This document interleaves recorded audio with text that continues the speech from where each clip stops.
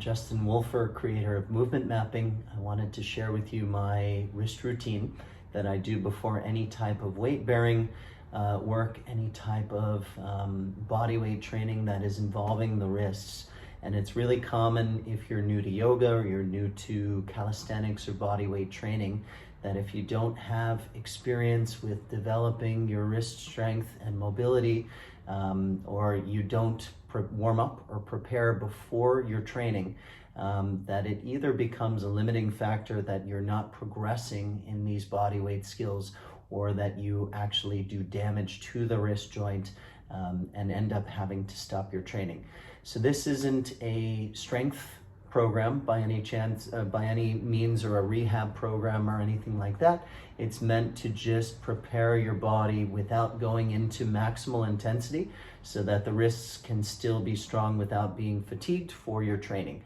So we're going to begin with having the hands about shoulder distance, index fingers parallel, and you can experiment with turning your hands out a little bit if that feels like it's more comfortable for your wrists and your shoulders. But then once you've found this position, really important to become active with your fingertips. So think about squeezing the floor with your fingertips and pushing into your palm knuckles. And then from this position, we're going to start to lean some weight forward and then push all the way back to a child's pose position. So keeping your arms straight and keeping the hands active, lean some weight forward. And that will be different for each one. And then pushing the weight back. So do something that is in the threshold of not feeling too intense, about 60% intensity with your arms straight the whole time. If you want to make this more difficult, you can take your knees off of the floor. We'll do about 8 of these. Again, with about 60% intensity, so you shouldn't feel overly fatigued. And then you're going to circle with the shoulders over the hands. So I have my knees off of the ground. You can keep your knees off of the ground to make it a little bit more, less intense, I should say. And then reverse your circle. So 8 of these. And then turning your hands out so the fingers will face away from each other. I'm going to lean side to side. And my knees are on the floor. You can also do this with your knees off of the floor. Again, about 60% intensity here. And then figure 8 position. So you're going to circle your shoulders around the fingertips and then across the body.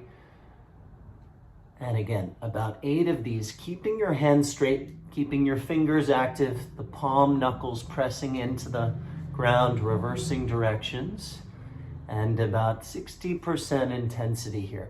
So one way you can make this less intense is by bringing your knees closer to the hands and then turning your fingers back towards your knees. And same thing here, we're gonna do a rocking motion of leaning forward and then leaning back to about 60% intensity. 8 of these, lean forward, lean back. And as I do this, as I'm preparing for training, I like to create a focus and a rhythm as I'm doing this. So it sort of gets my mind really involved in what I'm doing. And that translates into being more focused and intentional when the training begins. And then if it doesn't feel uncomfortable here, circling. And again, I can make this easier by having my knees closer to the hands. Reverse the circle, 8 of these.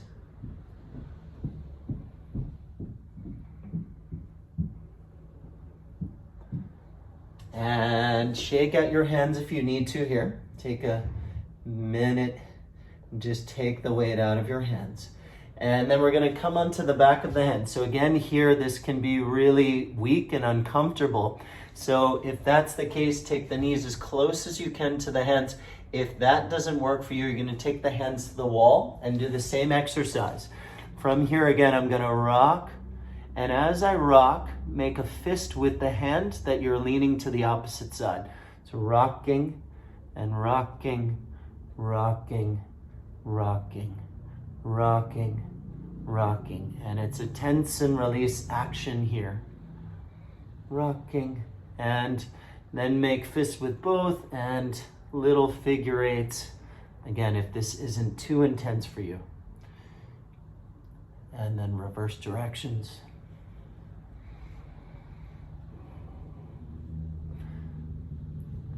And shake out the hands as needed. Next one, the wrist rock. So I'm on the fist. So if you need to pad yourself, pad the floor, you can do that.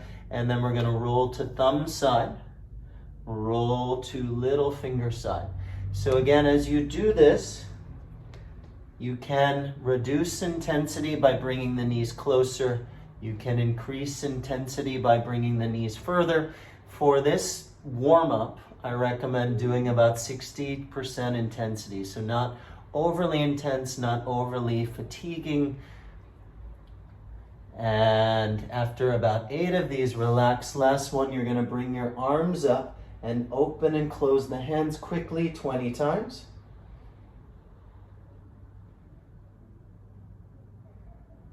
And then shake it out.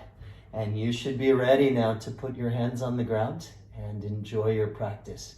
I hope this was useful. Thank you so much. I'm Justin Wolfer. Have a great day.